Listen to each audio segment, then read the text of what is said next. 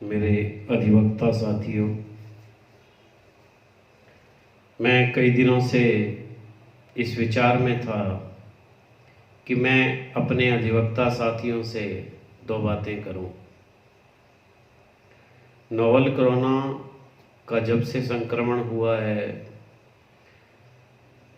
और संक्रमण की जानकारियां अनुसंधान से प्राप्त हुई हैं,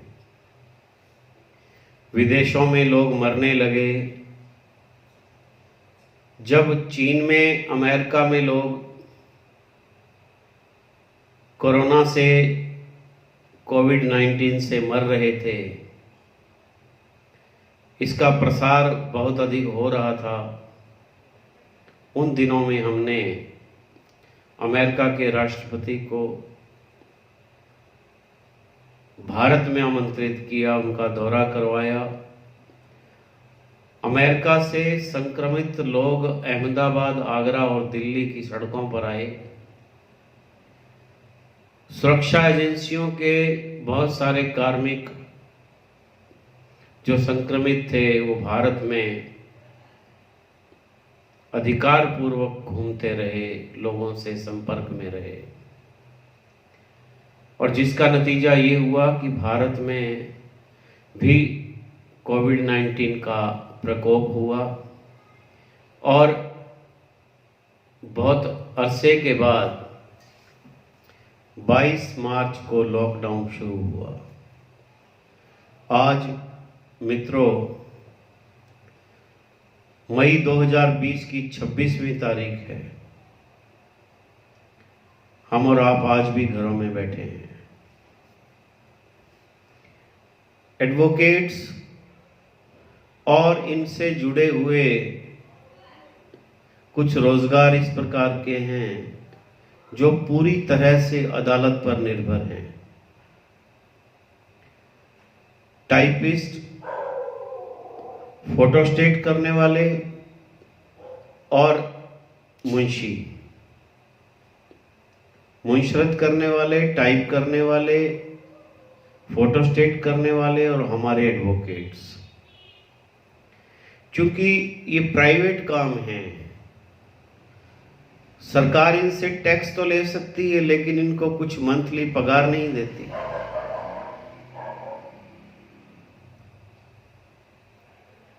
हम और आप अदालत में, अदालत के आदेश पर मुफ्त पैरवी करते हैं। कई मामलों में सरकार मुफ्त वकील देती है, तो हमारे लिए एक निश्चित फीस तय होती है।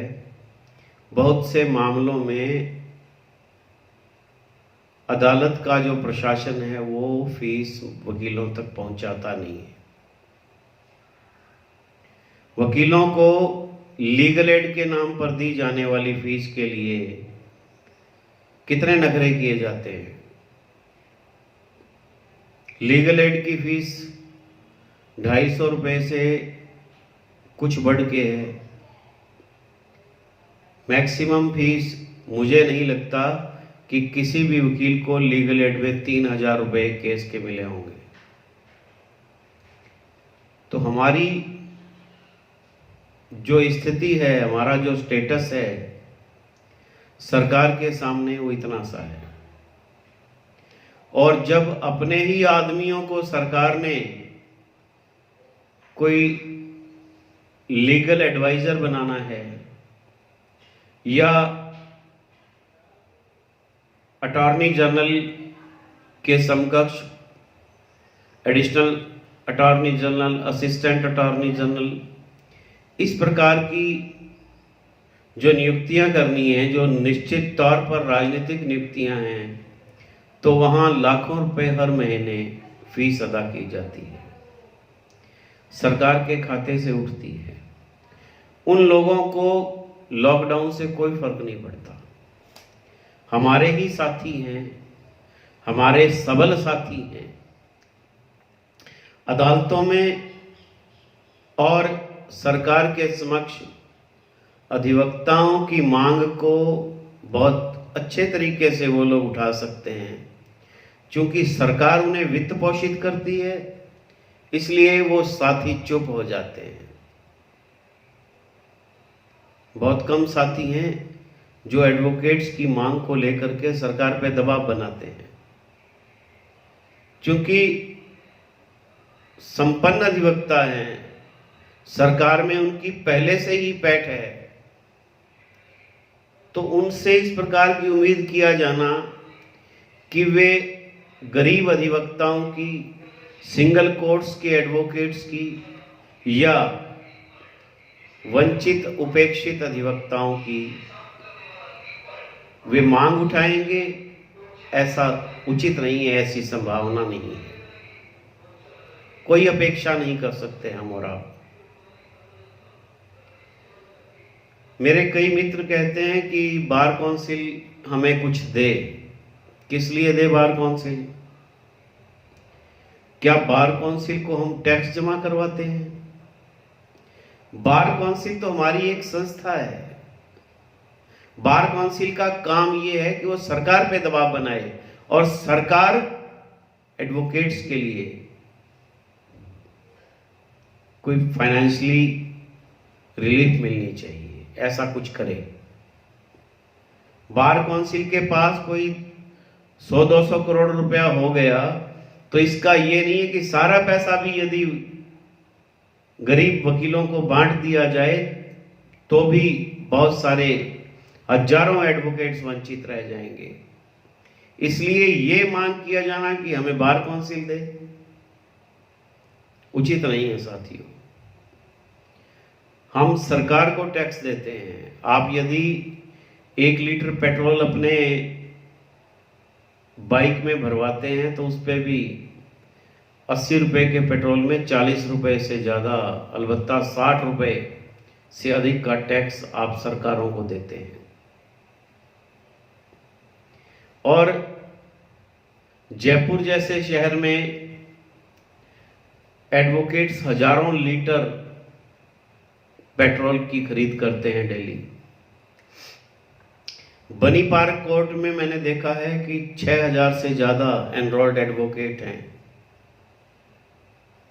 टाइपिस्ट हैं, बहुत सारे मुंशी हैं।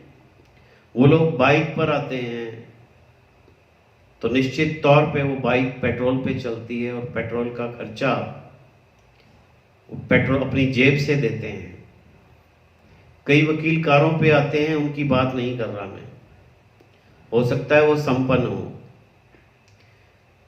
और हजारों रुपए का टैक्स, लाखों रुपए का टैक्स प्रतिदिन एडवोकेट जयपुर के वकील देते हैं। बाकी स्थानों पे गुड़गांव, दिल्ली में कई कोर्ट्स हैं, जोधपुर की कोर्ट्स हैं, बीकानेर की कोर्ट्स हैं, सब जगह एडवोकेट्स की बहुत बड़ी तादाद है, स्ट्रेंथफुल बार्स हैं। मेरा आपसे आग्रह यही है कि लॉकडाउन में झुकने की आवश्यकता नहीं है, सरकार के आगे झुकना नहीं है। सरकार से वही तो लेना है जो हमने दिया है। हमने सरकार को टैक्स दिया है कि वो किसी पेंडेमिक में, किसी आपदा में, किसी महामारी के समय हमारी भी मदद करेगी। हमने गेहूं खरीदा तो टैक्स दिया, चीनी चाय पत्ती खरीदी तो टैक्स दिया, कपड़ा पहना तो टैक्स दिया। हर वस्तु के आदान प्रदान पे, क्रय विक्रय पे हमने टैक्स दिया। हमने मोटरसाइकिल लिया तो टैक्स दिया, साइकिल लिया तो टैक्स दिया।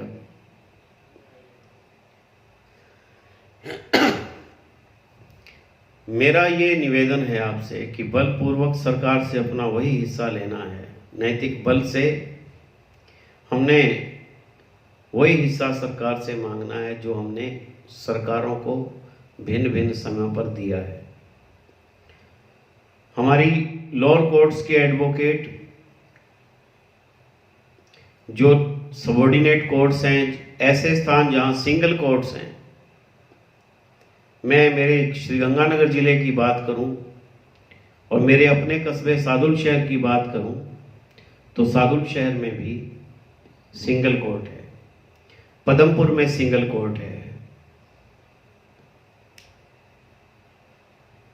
और बहुत से स्थान ऐसे जहां सिंगल कोर्ट्स हैं। वहां के एडवोकेट्स या एसडीएम जहां बैठते हैं उन स्थानों के एडवोकेट्स दैनिक आमदनी पर अपनी जिंदगी बसर करते हैं। दिन भर में जो आ जाएगा उसी पे उनका और उनके परिवार का पालन पोषण निर्भर होता है। बहुत से एडवोकेट ऐसे हैं जिनके पास खेती की जमीन नहीं है। बहुत से एडवोकेट ऐसे हैं जिनके घर में कोई कमाने वाला भाई सरकारी पेंशन लेने वाला पिता या माता नहीं है। वहां स्थितियां बहुत ही दूभर हो चुकी हैं। हर घर का खर्चा लगभग 10,000 रुपए प्रति माह है और वो 10,000 रुपए बड़ी मुश्किल से 25 दिन तक काम करने के बाद वो मेरे साथी कमा पाते थे। चाहे वो मुनशरत करते हैं, चाहे टाइप करते हैं, चाहे वो एडवोकेट हैं, चाहे फोटोस्टेट करते हैं। उन लोगों का जो कारोबार है, जो उनकी आजीविका है, इस प्रकार से टूट गई है। और सरकार के कायदे इस प्रकार के हैं कि खाद्य सुरक्षा योजना का लाभ एडवोकेट्स को नहीं दिया जा रहा। और लॉकडाउन की वजह से सबसे प्रभावित तबका है वो एडवोकेट्स, टाइपिस्ट और मुंशी हैं, फोटोस्टेट करने वाले हैं। उनका कोई लंबा चौड़ा हिसाब नहीं होता।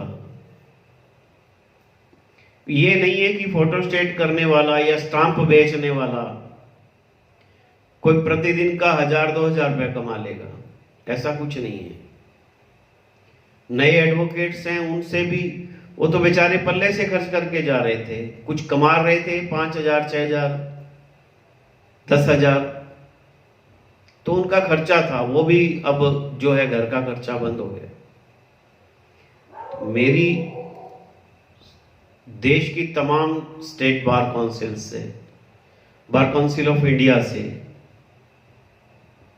सभी बार एसोसिएशन से ये मेरा निवेदन है कि सरकार पर दबाव बनाएं कि एडवोकेट्स को भी खाद्य सुरक्षा में लिया जाए और सरकार की जितनी भी योजनाएं हैं सब में एडवोकेट्स, मुंशी, टाइपिस्ट और फोटोस्टेट करने वाले लोग हैं जो उनको जोड़ा जाए और एडवोकेट से सरकार समय समय पर सहयोग लेती है। लोक अदालत लगेगी, वकील साथ दें।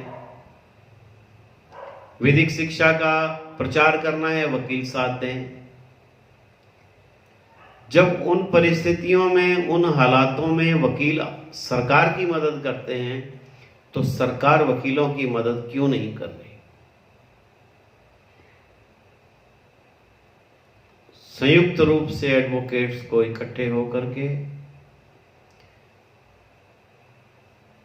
एक अभियान चलाना चाहिए कि सरकार हमारी मांगों को भी देखे, हमारी जो सिक्योरिटी है, फाइनेंशियल सिक्योरिटी है, हमारी सोशल सिक्योरिटी है, उसको पुख्ता करे।